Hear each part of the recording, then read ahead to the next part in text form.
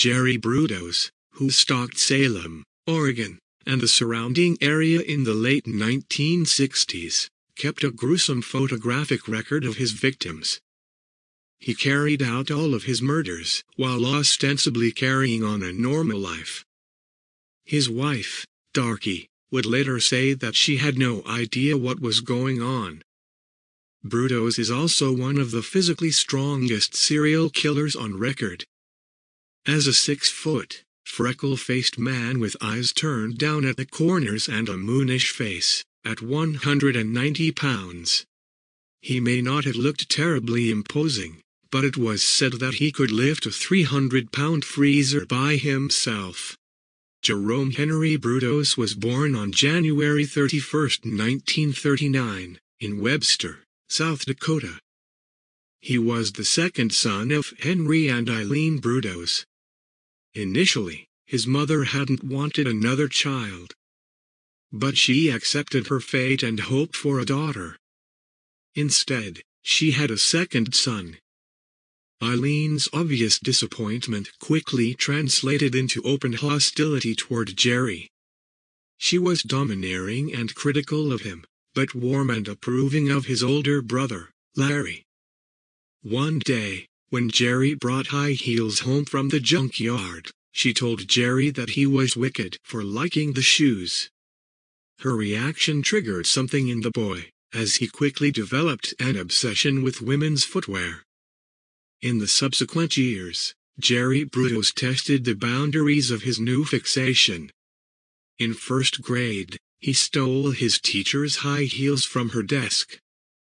And when a teenage girl visited his home, he attempted to steal her shoes as well. Since the teen was a family friend, she felt comfortable laying down on Jerry's bed to rest. But then, she woke up to him trying to remove her shoes. Jerry Brudos may not have understood his feelings. But when he was 17, his most violent fantasies burst out of his head and into reality. Brudos's first victim was a woman who was selling encyclopedias door to door. In January 1968, the slight, short-haired 19-year-old Linda Slauson, who lived in the suburb Aloha, got off the bus in Portland at 47th and Hawthorne Streets. She was unclear as to what address she was going to. It was raining, and the paper with the address on it had smeared. As she walked down the block, she saw Brudos in his yard and asked him whether he was the person who was looking to buy encyclopedias.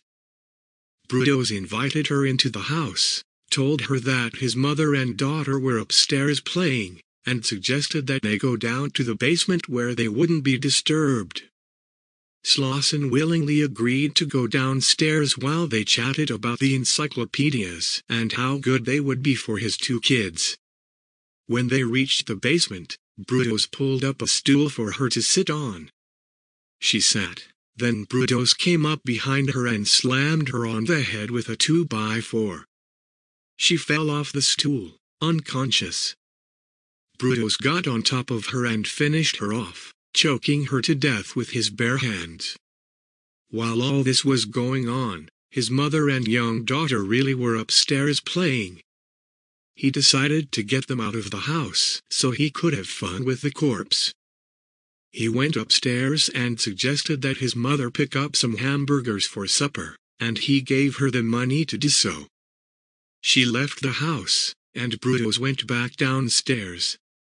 He undressed the young woman, getting a thrill out of her lacy and colorful undergarments. Women's undergarments had always thrilled him, and stripped her completely. Then he redressed her, like a child playing with a doll. He then did something he had wanted to do for a long time. He dressed and redressed her in various other undergarments that he had been stealing for years. In fact, Brudos had been stealing undergarments since he was a teenager. When he first started, he used to snatch them off cloth lines, but then he graduated to something far riskier. He would invade apartments and steal undergarments while the women were in the house.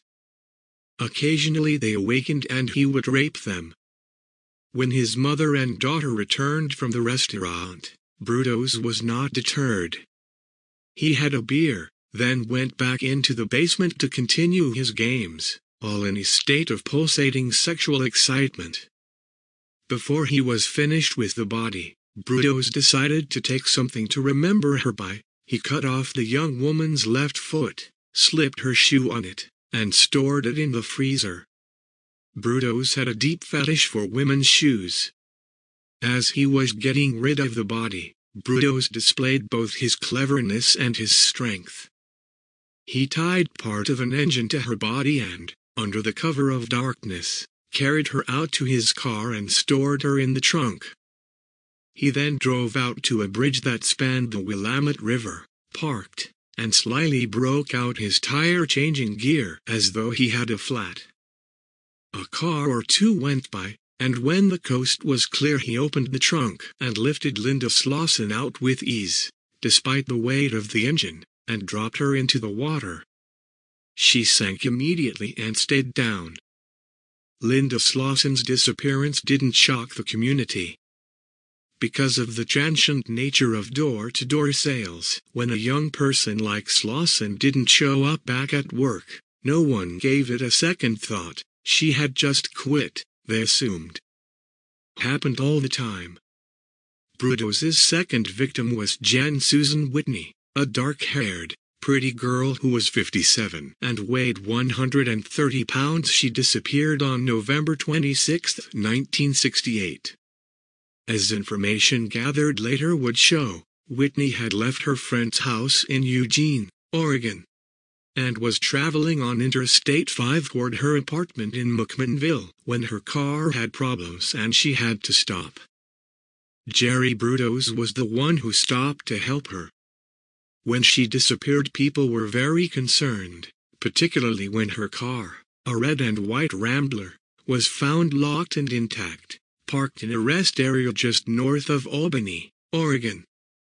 But though this was highly indicative of foul play, it seemed to be an isolated disappearance, and no one connected it to the disappearance of Linda Slauson 9 months earlier. Then a girl named Karen Sprinker failed to show up for lunch with her mother on March 27, 1969.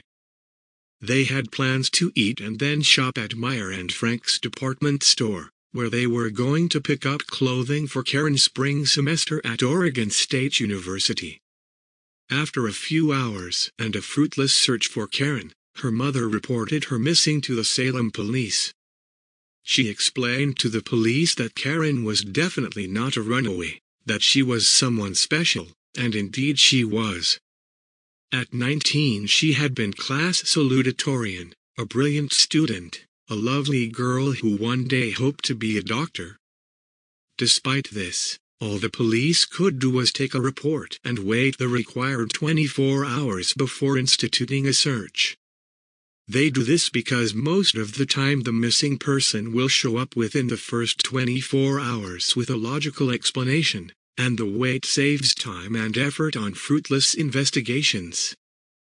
But the next day, when Karen still had not appeared, they started the search. Eventually the trail led to Meyer and Frank's department store, where police made an unnerving discovery. On the top floor of the gray concrete garage was Karen Sprinker's car, without Karen, of course. There was no evidence of foul play, no sign of violence, blood, or semen, and nothing to indicate that someone had assaulted or fought with Karen. Her books were on the seat. It was as if she had vanished into thin air. Since it was broad daylight when Karen entered the garage, and quite a few people passed through it, it was difficult to envision how she could have been abducted. But then one of the detectives theorized that an abduction could have taken place if all the circumstances were right. To get from her car to the store entrance, Karen had to walk down a flight of concrete stairs, then pull open a heavy door to get into the store. Maybe someone was waiting for her at the bottom of the stairs and grabbed her? If she cried out, she wouldn't have been heard through the heavy door, and the traffic noise would drown out her cries for anyone on the street. It was later discovered that this was exactly what happened. The police interviewed people who were around the department store after they found Karen's car in the parking garage, as they now knew this was where she had disappeared. Two young girls who had been in the parking garage a couple of weeks before Karen Sprinker reported seeing something bizarre. Jim Stovall launched an intensive and widespread investigation. As part of their investigation, Stovall and his team made an assumption. Maybe the killer had tracked Karen Sprinker. Maybe she wasn't a random victim, but someone who had been selected and then captured and killed. They decided to question people at Oregon State University who knew Sprinker, and ask them whether anyone unusual seemed to be hanging around lately or whether they had seen anyone with Sprinker who seemed unusual. But they didn't stop there. The team questioned hundreds of co-eds at the university, hoping to come up with anyone at all. After weeks of interrogation, the police came across something promising. 3 women had received calls from someone who addressed them by their first names and identified himself as a Vietnam veteran. He had asked the girls if they were available for coke and conversation. 2 of the girls refused, but one didn't. She met with the man, who said his name was Jerry. She didn't like him. She described him as being about 30, with red hair and freckles. The cops were very interested. In a separate prong of the investigation, they had learned of a big man with red hair and freckles who had recently tried to wrestle 2 young girls into a car. The cops told the woman that if the man ever called her again, she was to try to stall him until they could get to her. One night a couple of weeks later, the man called and asked the woman if she could be ready to meet him in 15 minutes. She stalled, saying she would, but it would have to be in an hour. He agreed, and as soon as she hung up she called the police. An hour later, the man showed up and was greeted by the police. He identified himself as Jerome Henry Brudos. The police had no reason to hold him, but they decided he was worth looking into. When they checked his past, they found he had a troubled history, including a record for sexual assault. They started to look at him hard, as the police say, and the more they saw, the more interested they became. They put a trail on him for 2 reasons: to learn more about him and, if he was the killer, to perhaps save someone's life. The officers trailing Brudos caught him loading up his car with luggage on May 30, 1969. It looked like he might be running away, so they made their move. They arrested him. The case was broken during interrogation by Lieutenant Jim Stovall.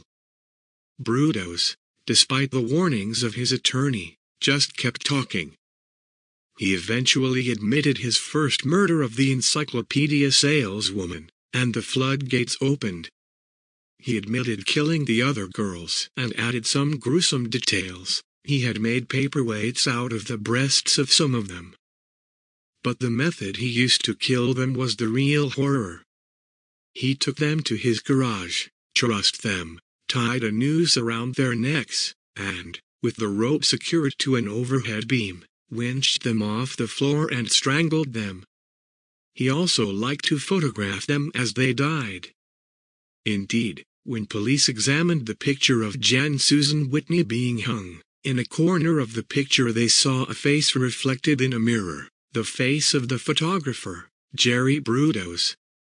The investigation into his background provided some interesting information, from the days when he would steal women's underwear and shoes to the days of invading apartments to steal the items. And finally to the point where he stole their underwear, their breasts and feet, and their lives. Brudos was convicted of the killings and sentenced to consecutive life terms. In 1969, he was confined to the Oregon State Penitentiary, a maximum security facility. He was sentenced under the old system, which meant that he had a parole eligibility hearing once every 2 years. The new matrix system today is based on the severity of the crime and the background of the perpetrator. Penitentiary authorities say Brudos was a model prisoner, but there was little chance of his parole. Said Kay Hopkins, the cousin of one of the victims, being a model prisoner doesn't mean anything to us or to his next victim. But no need to worry, Brudos died in 2006. Don't forget to like, comment, share. And do subscribe for more.